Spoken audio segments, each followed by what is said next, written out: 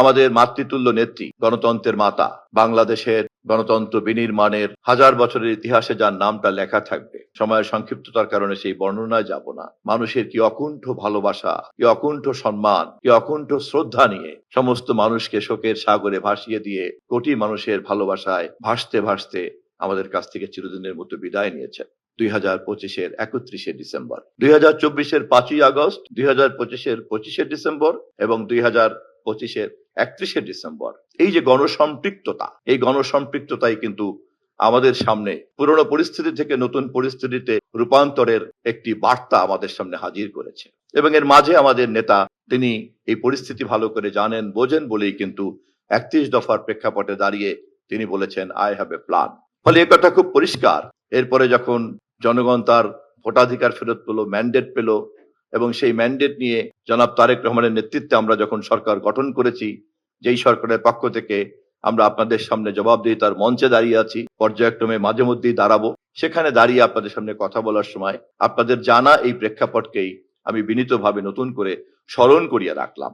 আমাদের যে পরিকল্পনা আমাদের নেতা ঘোষণা করেছেন, সেই পরিকল্পনার আলোকে নির্বাচনের ইস্তেহার কি ছিল তাও আপনারা জানেন। ইস্তেহারের কতটুকু আমরা বাস্তবায়ন করতে পেরেছি তাও আপনারা জানেন।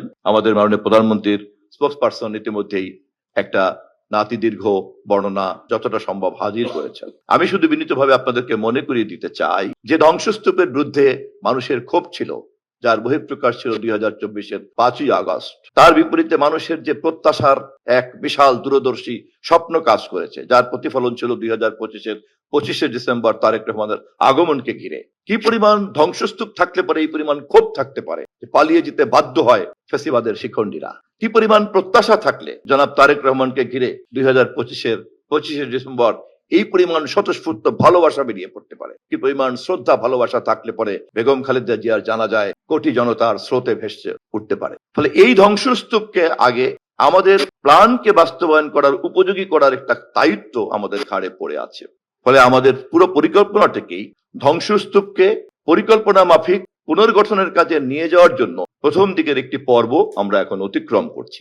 এই পর্বে সেই ধ্বংসস্তূপকে অর্থনীতি বলেন, সমাজ বলেন, রাষ্ট্র বলেন, রাষ্ট্রের প্রত্যেকটি অ্যাপারেটাসকে বলেন, প্রত্যেকটি অঙ্গ বলেন, প্রত্যঙ্গ বলেন, প্রতিটি জায়গায় এটাকে আমাদেরকে প্রথমে ততটুকু ভাবে বিনির্মাণ করতে হচ্ছে যতটুকু বিনির্মাণ করতে পারলে আমাদের নেতার যে ঘোষিত আই হ্যাভ এ প্ল্যান, সেই প্ল্যানটাকে আমরা একটা কোর্স অফ অ্যাকশনে নিতে পারি। সে কারণেই প্রথম পর্বের এই দিনগুলিকে আমাদের ব্যয় করতে হচ্ছে যত না বেশি কর্মসূচি বাস্তবায়ন করার জন্য, তার চেয়ে বেশি বাস্তবায়ন করতে হচ্ছে ধ্বংসস্তূপকে নতুন কর্মসূচি গ্রহণ করার উপযোগী হিসাবে গড়ে তোলার জন্য।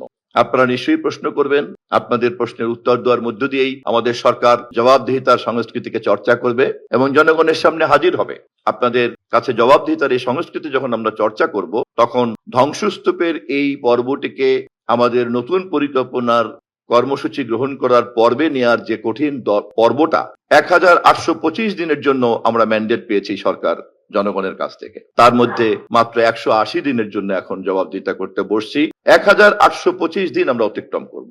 এই 180 দিন ধ্বংসস্তূপকে গুছগাছ করা, মেরামত করা, যে কোনো ধ্বংসপ্রাপ্ত জিনিসকে কাজে লাগানোর আগে যে কি কি কাজ থাকতে পারে আপনারা সবই ভালো বোঝেন। ফলে প্রথম দিকের পর্ব আর শেষের দিকের পর্ব এর মধ্যে কিন্তু আমরা আশা করি আমরা যখন আমাদের মেয়াদের একটা নির্দিষ্ট পর্ব অতিক্রম করতে থাকবো, আমরা যত সামনের দিকে এগোবো তত স্মুথলি আমরা আমাদের প্ল্যানকে বাস্তবায়ন করতে পারবো যথাযথভাবে, যা ঘোষণা করেছেন আমাদের নেতা জনাব তারেক রহমান।